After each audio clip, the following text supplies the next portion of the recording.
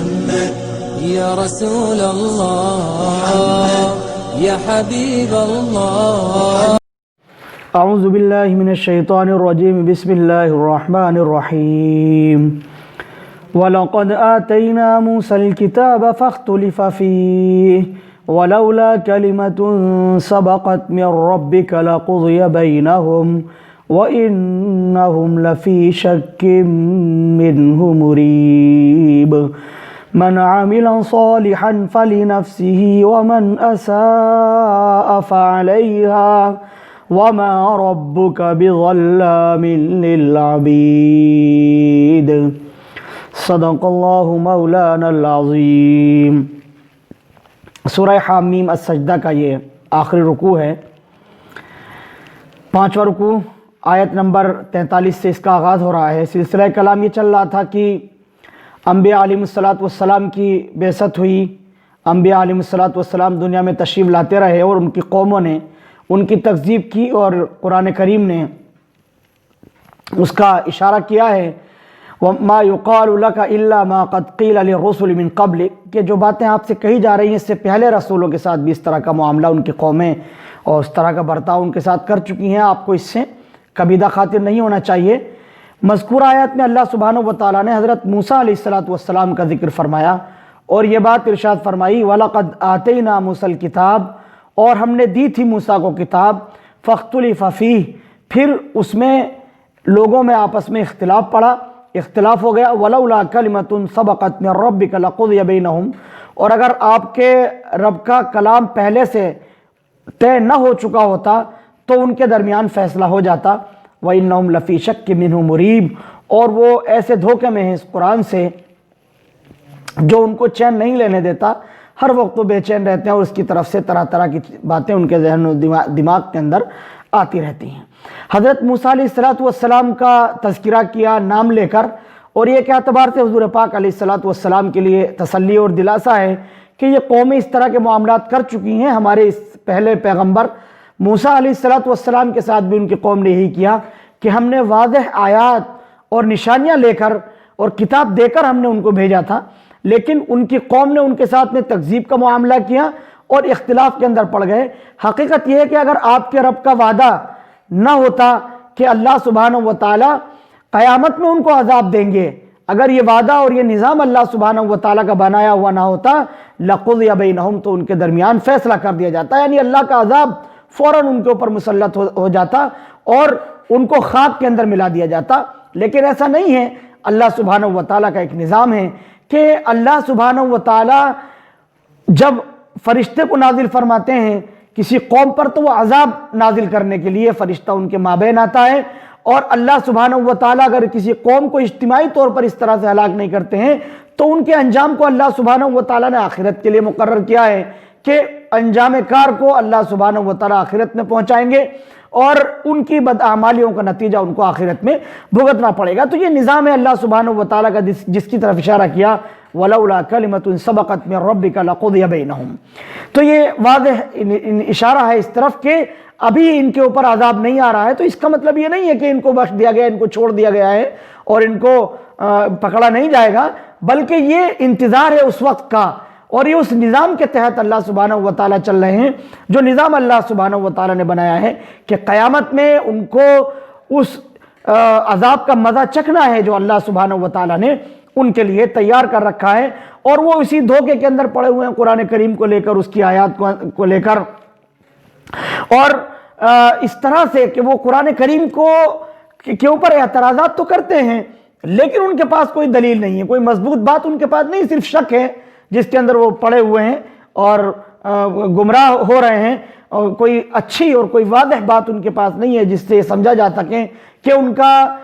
قرآن کریم کے سلسلے میں شک و شبہ کرنا یہ کسی درجے کے اندر بھی بھلا ہے یا ان کے لیے مفید ثابت ہو سکتا ہے. من عمل صالحا فلنفسه ومن اساء فعليها، یہ بھی قرآن کریم کا دو ٹوک اعلان ہے. جس نے بھلائی کی تو وہ اپنے واسطے کی ہے، ومن اساء فعليها، اور جس نے برائی کی تو اس کا بھی نتیجہ اسی کو بھگتنا ہے، وہ بھی اسی کے اوپر ہے. وما ربک بظلام للعبید، اور آپ کا رب تو ایسا ہے کہ وہ اپنے بندوں پر ظلم نہیں کرتا ہے، اپنے بندوں پر ظلم کرنے والا نہیں ہے. من عمل صالحا فلنفسه، انسان جو اعمال کر رہا ہے اس سے یہ نہیں سمجھنا چاہیے الیاذ باللہ کہ اللہ کا کوئی اس کے اندر نفع ہے، محمد رسول اللہ صلی اللہ علیہ وسلم جو اسلام لے کر کے آئے اس کی اشاعت میں کوئی جو ہے وہ ہمارے اعمال کرنے سے، ہمارے قبول کرنے سے اس کے اندر کوئی اضافہ ہو جائے گا، کچھ بڑھوتری ہو جائے گی، یا اسلام اور اہل اسلام کی اس سے کوئی منفعت وابستہ ہے، ہرگز ایسا نہیں ہے۔ بلکہ جو اعمال صالحہ کر رہا ہے، جو ہدایت پا رہا ہے، اس کا نفع اور اس کا فائدہ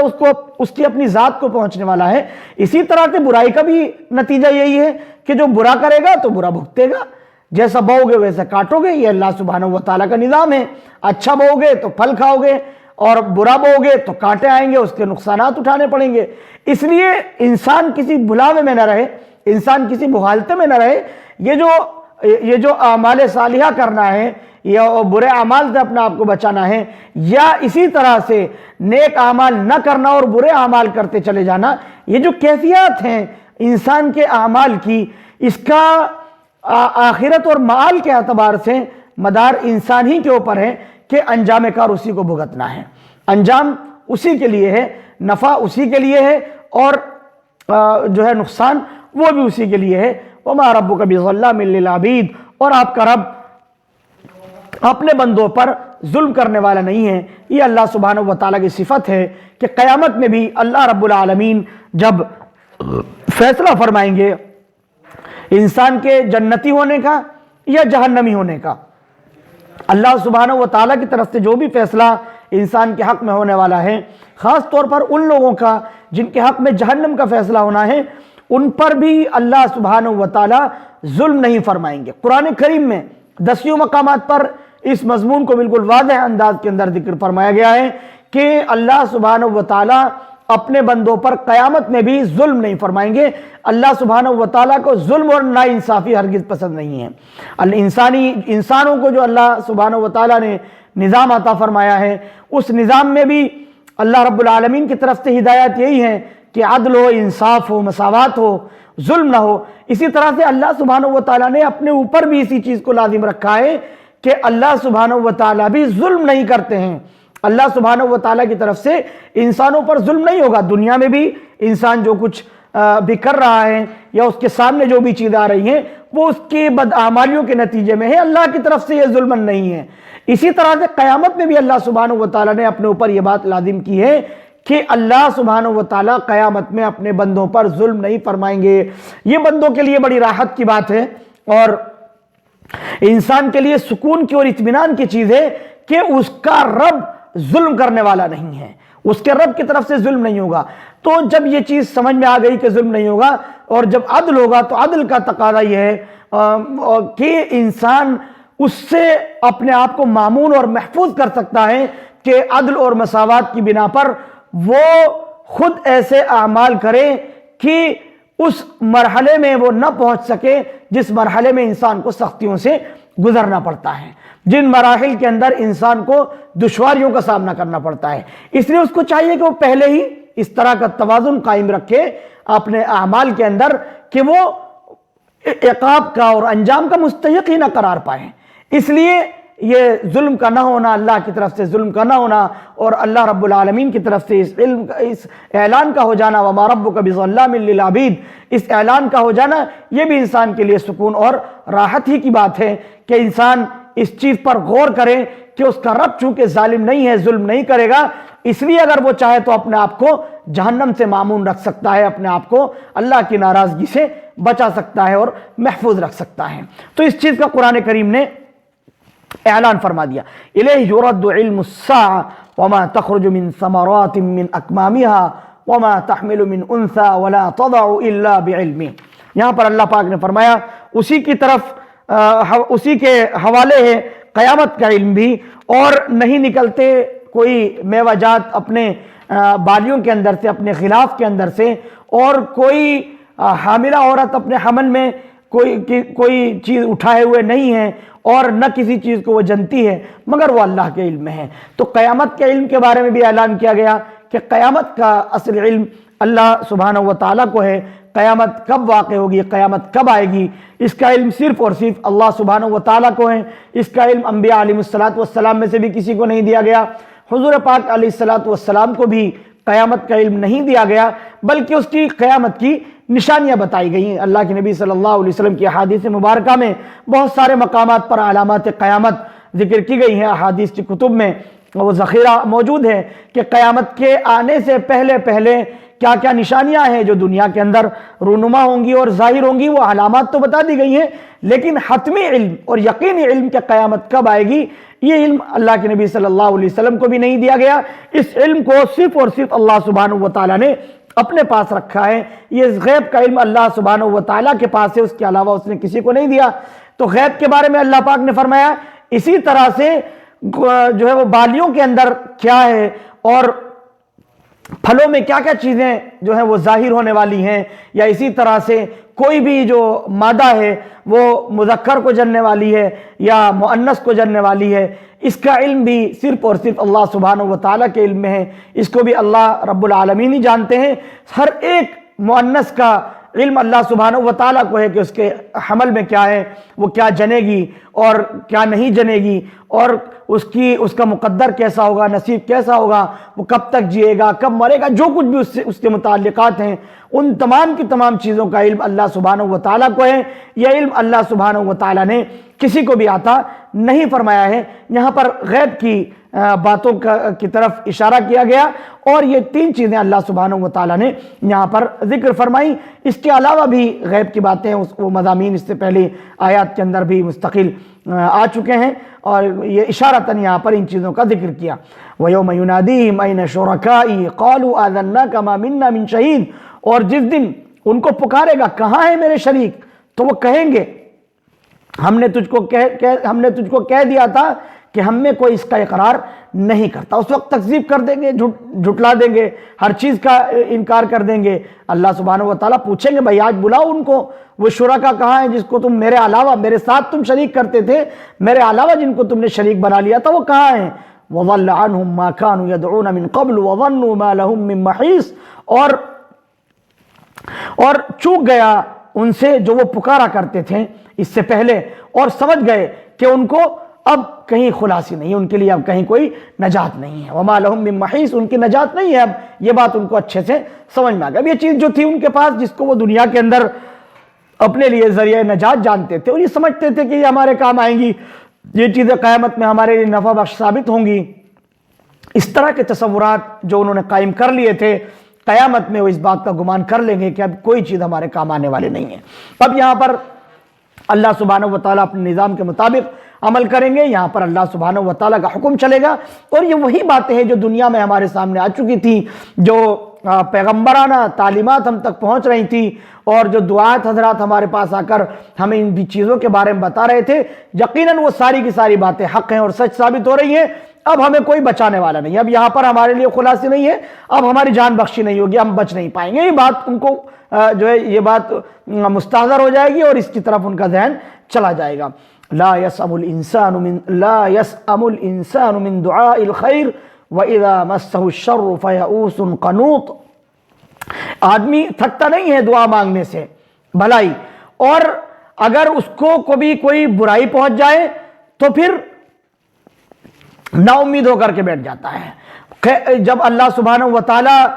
سے دعا کرنے میں انسان تھکتا نہیں ہے کہ وہ جو ہے وہ خیر کی دعا کرتا رہے اور مانگتا رہے، اور اگر اس کو کبھی جو ہے وہ کوئی برائی پہنچتی ہے تو وہ نا امید اور مایوس ہو جاتا ہے۔ وَلَئِنْ أَذَقْنَاهُ رَحْمَةً مِنَّا مِن بَعْدِ ضَرَّاءَ مَسَّتْهُ لَيَقُولَنَّ هَذَا لِي وَمَا أَظُنُّ السَّاعَةَ قَائِمَةً وَلَئِن رُجِعْتُ إِلَىٰ رَبِّي إِنَّ لِي عِندَهُ لَلْحُسْنَىٰ، اور اگر ہم اس کو اپنی رحمت چکھا دیں،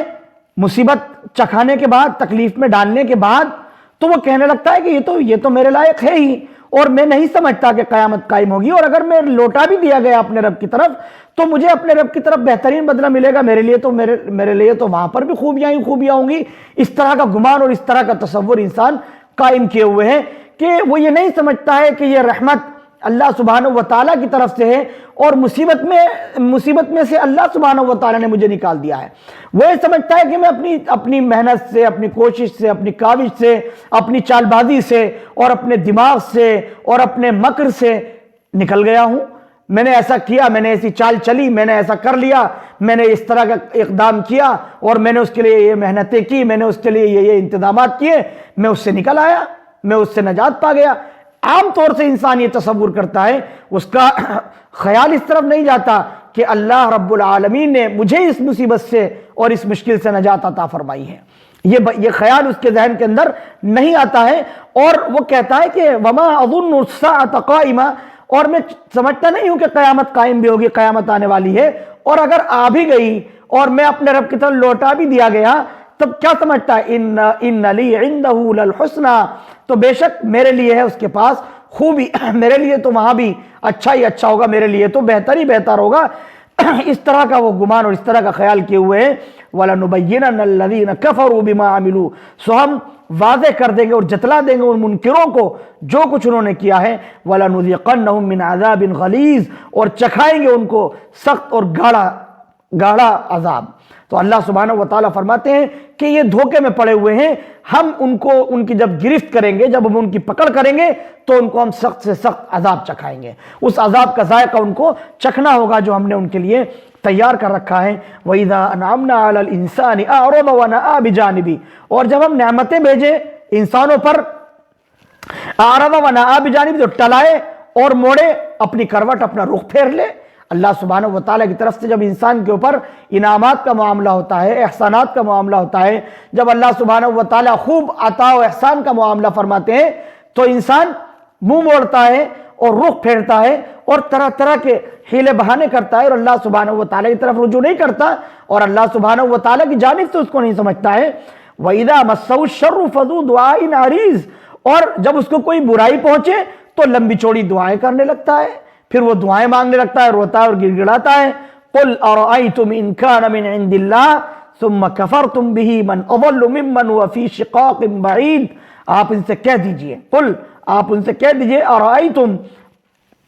بھلا دیکھو تو، ان کان من عند اللہ، اگر یہ ہو اللہ کے پاس سے، پھر تم اس کا انکار کر بیٹھو تو اس سے زیادہ گمراہی کس کی ہو سکتی ہے؟ جو مخالفت کرنے میں دور نکل گیا، اس سے زیادہ گمراہی پھر کس کی ہو سکتی ہے؟ اس سے زیادہ گمراہ تو کوئی بھی نہیں کہ جو کچھ اس کے ساتھ انعامات اور احسانات کا معاملہ ہو رہا ہے اللہ کی طرف سے ہو رہا ہے، اور وہ اس کو یہ سمجھ رہا ہے کہ یہ تو میری چال بازی سے ہوا ہے، یہ تو میری اپنی کاریگری سے، میری اپنی کارستانی سے ہوا ہے۔ وہ یہ سمجھ رہا ہے کہ اگر یہ اللہ سبحانہ و تعالیٰ کی طرف سے ہے جو کچھ بھی تمہارے ساتھ میں معاملے ہوئے ہیں، اور پھر تم اس کے منکر ہو رہے ہو، تو پھر اس سے بڑی گمراہی اور کیا ہو سکتی ہے؟ انسان اس کو سمجھتا ہے، اس کو یقین ہے کہ انسان عاجز ہے، بے بس ہے، کمزور ہے، اس کے باوجود انسان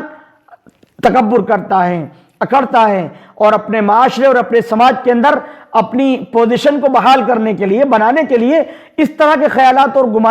گمان پھیلانے کی کوشش کرتا ہے، لوگوں میں اپنا زور پیدا کرنے کے لیے اور اپنی طاقت جو ہے وہ لوگوں کے ذہن و دماغ کے اندر بٹھانے کے لیے۔ قرآن کریم اس چیز کو ختم کرتا ہے اور کہتا ہے کہ اس سے زیادہ گمراہی پھر اور کیا ہو سکتی ہے؟ جو مخالفت کرنے میں اتنا دور نکل جائے، یقیناً یہ بڑی گمراہی کی بات ہے کہ انسان اس طرح کا معاملہ کرے۔ تو قرآن کریم نے اس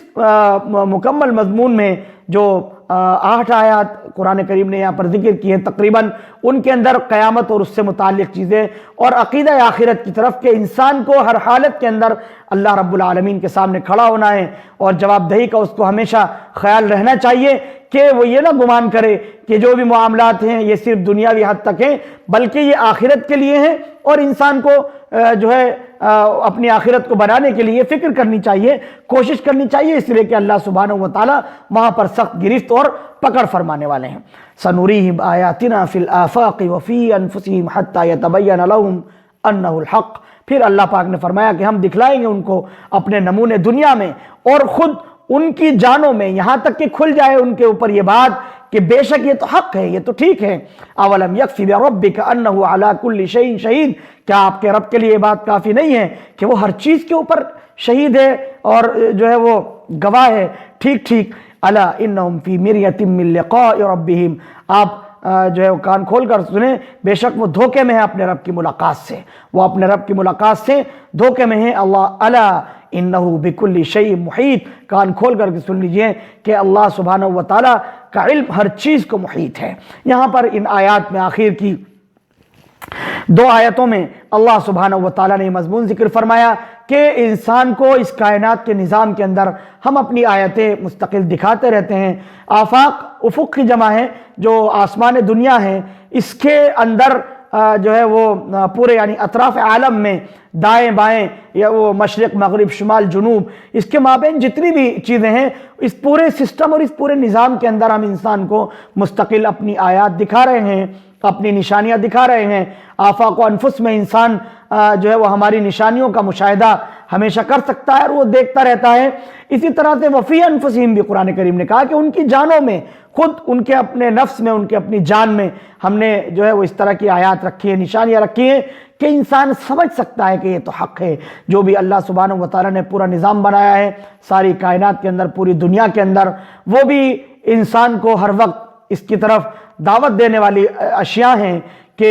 اس پورے نظام کو چلانے والی ذات ایک ہے، جو اللہ ہے، جو رب العالمین ہے۔ اس پوری کائنات کو اسی نے بنایا ہے، وہی ہر چیز کا خالق اور ہر چیز کا مالک ہے، وہی زندگی دینے پر بھی قادر ہے، موت دینے پر بھی قادر ہے، موت کے بعد دوبارہ زندہ کرنے پر بھی قادر ہے، وہی حساب و کتاب کا مالک ہے۔ تو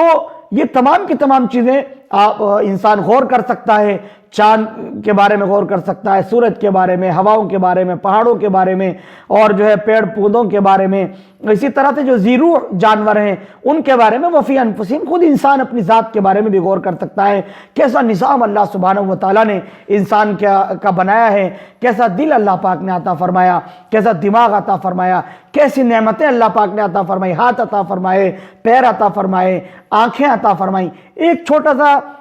جو ہے وہ نظام اگر ڈسٹرب ہو جائے کسی وجہ سے تو انسان کا پورا جسم جو ہے وہ مختل ہو کر کے رہ جاتا ہے، پورا نظام اس کا جو ہے وہ نظام زندگی درہم برہم ہو کر کے رہ جاتا ہے۔ اتنی باریک باریک رگیں اور نسیں اللہ سبحانہ وتعالیٰ نے انسان کے دماغ کے اندر رکھی ہیں کہ اللہ کے حکم سے اگر ایک نس کے اندر ذرا سا بلوکیج آ جائے یا اس کے اوپر کوئی ذرا سی سوجن آ جائے، انسان کے جسم کے سارے اعضاء بیکار ہو کر کے رہ جاتے ہیں۔ ایک نظام کس طرح سے اللہ سبحانہ وتعالیٰ نے رگوں کا نظام انسان کی جو ہے وہ جسم کے اندر پھیلایا ہے۔ اگر ہم مشاہدہ کرتے ہیں اپنے گھروں کے اندر جو پائپ لائن ہوتی ہے اس کے اندر کہیں سے جو ہے وہ لیکیج ہو جائے، بلوکیج کسی طرح کا ہو جائے، اور طرح طرح کی مشکلات کا سامنا انسان کو ساری زندگی میں جو ہے وہ کرنا پڑتا رہتا ہے۔ اور انسان کے لیے کتنی مشکلات ہوتی ہیں اپنے گھر کے اس نظام کو برقرار رکھنے کے لیے، باقی رکھنے کے لیے۔ اللہ سبحانہ وتعالیٰ نے انسان کی باڈی اور اس کے جسم کے اندر کتنی جو ہے وہ بے انتہا رگیں بنائی ہیں، پورے جسم کے اندر رگیں ہیں، اور مجال ہے کہ ایک رگ ذرا ادھر سے ادھر ہو جائے یا جو ہے وہ اپنا کام کرنا ذرا سی اس کے اندر جو ہے اللہ کے حکم کی مخالفت کرے، اللہ کے حکم کی خلاف ورزی کرے، ساری کی ساری چیزیں ہر وقت ہر آن اللہ سبحانہ وتعالیٰ کے حکم کے مطابق عمل کر رہی ہیں۔ جب اللہ کا حکم ہوتا ہے تو جیسے اللہ کا حکم ہوتا ہے ویسے ہو جاتا ہے، ورنہ انسان کا پورا جسم اسی طرح سے غور کیا سکتا ہے انسان کی آنکھوں کے اوپر کس طرح سے اللہ سبحانہ وتعالیٰ نے اس کو بنایا ہے، اور کیسی اللہ سبحانہ وتعالیٰ نے کیسا نور اس کو عطا کیا ہے۔ جو میڈیکل سائنس ہے وہ اس کے اوپر تحقیقات کرتی ہے تو ان کے سامنے جو ہے وہ طرح طرح کی چیزیں کھل کر کے سامنے آتی ہیں۔ جلد کے اندر انسان غور کر سکتا ہے، ہڈیوں کے اوپر انسان غور کر سکتا ہے۔ ہر چیز میں انسان جو ہے وہ غور و فکر کرے تو اس کو یہ بات سمجھ میں آئے گی کہ انسان کتنا عاجز و ناتواں ہے اور کتنا کمزور ہے اللہ کے اس نظام کے سامنے جس کا وہ مشاہدہ کر رہا ہے اپنے جسم کے اندر۔ اللہ سبحانہ وتعالیٰ نے انسان کے جو جوڑ بنائے ہیں، انسان اگر غور کرے، اگر یہ فولاد کے اور مضبوط لوہے کے بھی بنے ہوئے ہوتے تو 60-70 سال کی زندگی میں انسان کو استعمال کرتا ہے، نہ جانے گھس گھس کر ان کا کیا حال ہو جایا کرتا۔ لیکن اللہ پاک نے اتنی نفاست سے اس کو بنایا ہے کہ انسان بلا اپنی مرضی اور اپنی اشارت جیسے چاہتا ہے اس کو اختیار کرتا ہے اور استعمال کرتا ہے، جس طرح سے چاہے ان سے خدمت لیتا ہے ساری زندگی، اور اس کو احساس تک نہیں ہوتا، اس کو احساس نہیں ہوتا، خیال نہیں ہوتا کہ میں اپنے جسم کے کس عضو سے کیا کام لے رہا ہوں، کس طرح سے وہ میری خدمت کر رہا ہے۔ اس کا خیال و گمان و تصور بھی ساری زندگی انسان کو ان چیزوں کی طرف خیال نہیں ہوتا اور اس پہلو پر اس کی توجہ نہیں ہوتی۔ اللہ پاک فرماتا ہے تمہاری جانوں میں ہم نے یہ بات رکھی ہے کہ تم غور و فکر کرو اور تدبر کرو، حتی یتبین لہم انہ الحق، کہ یہ بات کھل جائے ان پر کہ ٹھیک یہی ہے، حق یہی ہے۔ آفاق و انفس کی ہر چیز انسان کو دعوت دے رہی ہے، اللہ ایک ہے، وحدہ لا شریک ہے، اس کے ساتھ کسی کو شریک ٹھہرانا روا نہیں ہے۔ اس سے بڑا ظلم کوئی نہیں ہو سکتا کہ اللہ کے ساتھ کسی کو شریک ٹھہرایا جائے۔ اللہ پاک نے فرمایا کیا تمہارے لیے کافی نہیں ہے کہ تمہارا رب ہر چیز کے اوپر گواہ ہے؟ اللہ کا علم ہر چیز کو محیط ہے، وہ انسان کی پوری زندگی سے واقف ہے، ہر چیز پر